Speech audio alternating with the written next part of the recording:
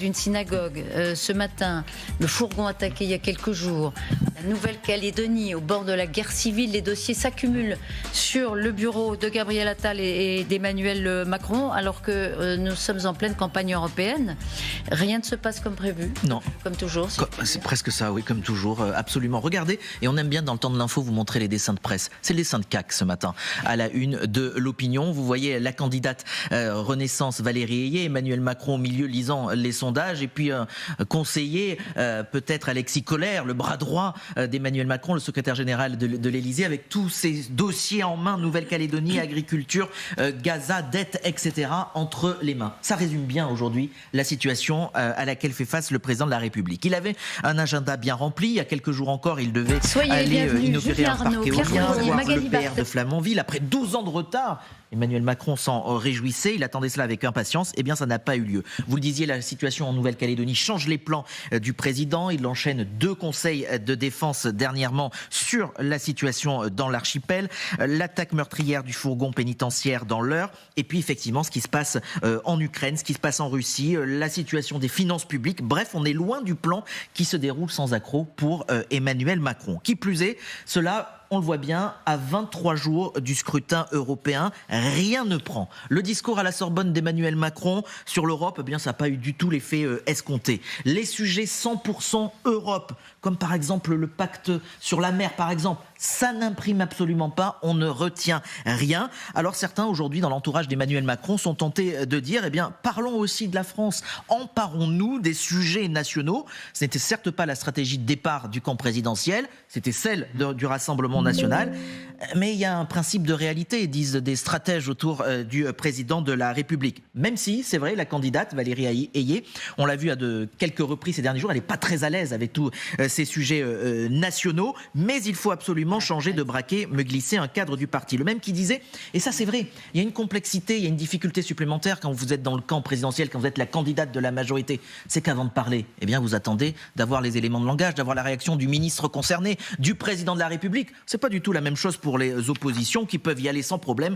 quitte à dire n'importe quoi. Voilà ce que me glissait un cadre du parti. Regardons justement les sondages. Emmanuel Macron, il tenait dans le dessin de CAC ces sondages. C'est le dernier rolling publié hier sur LCI et commandé et préparé par l'IFOP. Jordan Bardella, 32%. Alors, une petite baisse qui nous intéresse, c'est la candidate Valérie Ayé, 16,5%. Et une nouvelle fois, on en avait déjà parlé ici sur ce plateau, Raphaël Glucksmann, remonté 2 points d'écart entre les deux, la candidate Renaissance et le candidat Parti Socialiste Place Publique. Si on peut voir la suite du classement, parce que c'est intéressant sur les européennes, vous voyez, Marie Toussaint, 5,5, situation très critique pour les écologistes.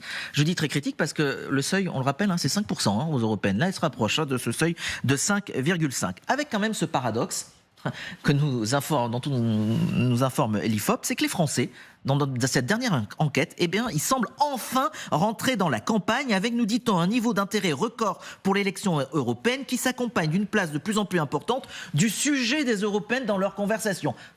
Finalement, tiens, si la candidate Valérie Ayé n'avait pas raison de continuer à parler seulement d'Europe, parce que les Français s'y intéressent de plus en plus et ça fait partie de leur conversation. Donc il y a ce point d'équilibre à trouver. Ça peut rester focusé sur des sujets nationaux et les intéresser.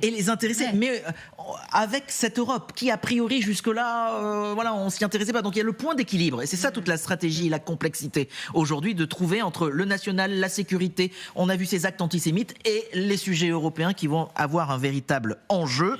C'est vrai qu'on a vu les enjeux internationaux aussi vont particulièrement bien compter. Une chose à faire. Oui. Rester mardi soir sur LCI, puisqu'on verra ce qu'il en est. J-4, la grande confrontation, bien évidemment, avec toutes les têtes de liste, et on verra si les sujets nationaux sont pris par les candidats. Juste un petit mot. Oui. Marine Le Pen a répondu à un possible débat avec Emmanuel Macron en disant, à condition qu'il mette sur la table sa démission. Il a dit Mais ça veut dire quoi? Elle veut qu'il démissionne préalablement? Ou ça veut dire quoi? Ça veut dire que le président devrait dire, Si ça se passe pas comme ça, je me retire. Si on fait que 15, par exemple, aux européennes, c'est ça, c'est ce qu'elle veut dire. On comprend pas très bien. Je pense qu'elle est plutôt dans l'optique de ce que disent un certain nombre de cas, de la dissolution, par exemple, de mettre en avant une répercussion, en fait, de lier l'élection européenne à une échéance nationale, de nationaliser à 100%, on va dire, le scrutin. Je ne crois pas que le président... C'est une façon de récuser l'invitation. Oui. Exactement. Ne soit pas dans cet état d'esprit-là. Merci, Julien. Claire, alors il y a de plus en plus de tanguis en France. Les tanguis, ce sont ces jeunes qui restent plus longtemps chez leurs parents. Alors on pourrait se dire que ses parents vivent parce qu'on est bien chez ses parents, mais malheureusement c'est aussi une question économique et ça veut dire beaucoup sur la crise du logement en France. Exactement, donc effectivement ça pourrait faire sourire parce qu'on a tous en mémoire l'excellent film d'Étienne Chatiliez, mais en réalité c'est très révélateur, vous avez raison, des problèmes de logement des Français et en particulier des jeunes. Alors ils sont près de 5 millions d'adultes à vivre chez leurs parents. Alors quel est le portrait robot de ces tanguis version 2024 ? Je précise que c'est la Fondation Abbé Pierre qui utilise elle-même ce terme. Alors ils ont en majorité entre 18 et 24 ans, ce sont plutôt des jeunes hommes, près de 3 millions, alors que les femmes sont 2 millions à être chez leurs parents. Une des raisons, c'est parce qu'elles se mettent plutôt en couple, nous explique la Fondation. Parmi eux, il y a un peu moins de 2,5 millions d'étudiants. Et c'est plus frappant, vous l'avez vu sur le graphique précédent, 1,3 million de jeunes salariés. Alors évidemment, là, on se dit, tiens, qu'est-ce qui se passe ? Ce sont, selon la Fondation, encore une fois, des salaires trop bas et des niveaux de loyers trop élevés ou des logements sociaux trop rares pour pouvoir décohabiter avec ses parents. Voilà ce que explique la Fondation Abbé Pierre. Et en effet, regardons par exemple pour un jeune Parisien, Bac+2, il peut espérer démarrer sa carrière avec 31 000 euros bruts par an, donc un peu moins de 2 600 euros par mois, quand le loyer moyen d'un appartement à Paris est de 1 725 euros.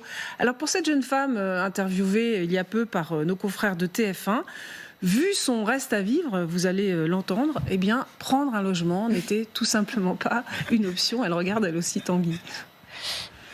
En prenant le meilleur des mois, il me resterait 250 euros par mois pour vivre, donc c'est-à-dire pour faire les courses, pour un loisir quelconque. De quitter une vie entre guillemets de confort pour une vie de résignation, c'est pas le top. Alors, le contexte sur le marché immobilier, vous le connaissez, il est très difficile d'emprunter quand on est jeune, ou pas en CDI, ou alors sans apport. Et puis, côté location, le manque de logements construits fait qu'il y a peu de biens à louer, et surtout les petits logements sont les plus difficiles à trouver. Donc, on l'a compris, à part pour quelques vrais tanguis qui préfèrent peut-être que ce soit les parents, surtout maman, qui s'occupent du dîner et de la lessive, pour le porte-parole de la Fondation Abbé Pierre, c'est surtout un choix par défaut. C'est à la fois un bon plan d'habiter chez ses parents et en même temps, si on avait un logement accessible pour décohabiter, beaucoup le feraient. Donc ils sont bien contents parfois d'avoir cette solution gratuite, mais c'est aussi faute de mieux, faute d'un vrai logement, d'un logement en cité U pour les étudiants, d'un logement soit avec un loyer modéré, soit en logement social accessible pour les actifs. Et donc, en tout cas, c'est quand même pour la majorité des jeunes adultes plutôt un choix par défaut. Voilà, alors il y a quand même un point positif, c'est que le nombre de chômeurs vivant chez leurs parents a diminué de 30%. Ça c'est pas mal, en une dizaine d'années, grâce à la baisse du chômage des jeunes. Et oui, d'ailleurs j'ai trouvé très frappant cette courbe.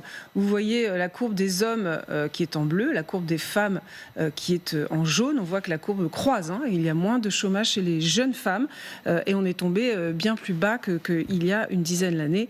Alors ça s'explique notamment parce qu'il y a des difficultés de recrutement dans la restauration et le commerce, donc en ce moment c'est plutôt des jeunes femmes qui sont embauchées, voilà. Alors évidemment ça reste largement au-dessus du taux de chômage de la population qui, je le rappelle, on a eu les chiffres ce matin, est à 7,5%. Non mais pour le coup j'en connais un, c'est mon meilleur ami, il s'appelle Thibault, il a 35 ans, il vit encore chez ses parents du côté de Vannes, il a un CDI, il est opticien, mais il est toujours chez ses parents et je le salue. Bonjour Thibault.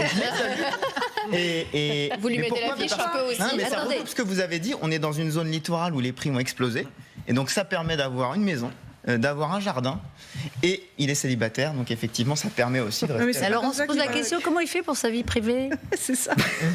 Je ne vais pas rentrer dans le détail, mais ça se joue plutôt à l'extérieur. Oui, mais enfin... Ça c'est le tanguy sympa, positif, etc. Parce que d'autres n'ont vraiment pas le choix et ils vont en reculons. Mais c'est l'idée aussi de mettre beaucoup d'argent de côté dans un contexte où les prêts et peut-être de se créer un apport. Il y a quand même une question immobilière qui le... Oui, mais là c'est le choix de se dire, je préfère mettre de de côté, j'ai la possibilité d'aller chez mes parents. D'autres n'ont vraiment pas le choix. Votre copain. Non, mais les prêts, vous noterez que c'est plus difficile de les obtenir, donc il essaie d'avoir un apport. Oui, En tout cas, on est tous dans la même. Enfin, pardon, on est tous dans la même. Là, votre pote, il profite bien de papa-maman. Alors, il veut absolument que ce soit un profiteur, votre copain. Ah bah oui. Nous, on est plus indulgents. Cela dit, c'est pas que français. Non, c'est pas que français. En Italie aussi, ça existe beaucoup. Alors, on les appelle les bamboccinos, les gros bébés. Et alors, les Italiens, en moyenne, ils partent à 31 ans. Il y a même des mères qui portent plainte en justice pour réussir à expulser leurs enfants, tellement certains ne veulent pas partir. On est dans le film. Voilà, excellent film, comme vous disiez. C'était assez drôle, en effet. Merci beaucoup, Claire.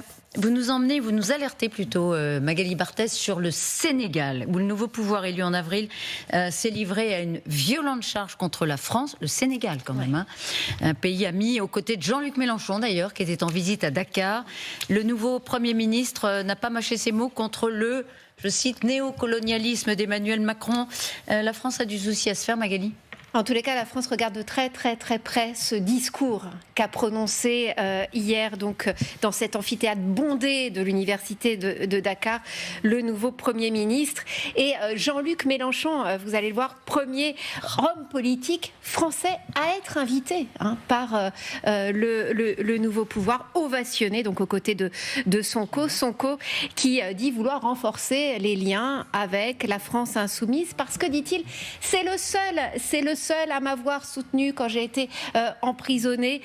C'est le seul, quand l'ancien président sénégalais Macky Sall a repoussé l'élection en février, que la rue s'est révoltée, eh bien, c'est le seul à nous avoir soutenu. Voilà ce que disait Ousmane Sonko. Pendant cette période, la France, évidemment, s'est faite extrêmement discrète. Eh bien, Ousmane Sonko a la dent très dure contre Paris. Vous n'avez jamais entendu l'Union européenne dénoncer ce qui se passe au Sénégal. Et pire encore, c'est au pire de ces persécutions que le président Macron a accueilli le président Macky Sall pour le féliciter d'avoir fait ce qu'il fallait pour sauver son pays. C'est une incitation à la répression. Et accuser Emmanuel Macron d'incitation à la répression. Alors les applaudissements fusaient dans la salle. Sonko, qui est donc au pouvoir depuis un mois et demi, en fait, dénonce le néocolonialisme français, le deux poids deux mesures de la France qui condamne les putschs au Sahel, mais qui continue de soutenir des régimes autoritaires et dictatoriaux au nom de la stabilité. Il y a un maître mot dans ce discours, c'est l'idée de souveraineté. Souveraineté monétaire, remise en cause du franc CFA. Souveraineté sécuritaire. Et là, clairement, il y a une remise en cause de la présence militaire française au Sénégal. Vous savez, les effectifs, de toute manière, vont être drastiquement réduit dans les prochains mois. Voilà ce que dit Sonko. Je réitère ici la volonté du Sénégal de disposer de lui-même, laquelle volonté est incompatible avec la présence durable de bases militaires étrangères. Et puis alors au-delà, dans l'autre partie du discours, il s'en est pris à la France qui stigmatiserait à l'écouter la religion musulmane, jusqu'à empêcher les musulmans de s'habiller comme ils l'entendent. Le nouveau président et d'ailleurs le Premier ministre se revendiquent tous les deux comme étant polygames. Et il y a eu une sortie, l'Occident n'a pas à nous imposer notre façon de penser. C'est vrai, dit Ousmane Sonko, sur toutes les préférences sexuelles, LGBTQ compris. Ce qu'il est convenu d'appeler les LGBTQ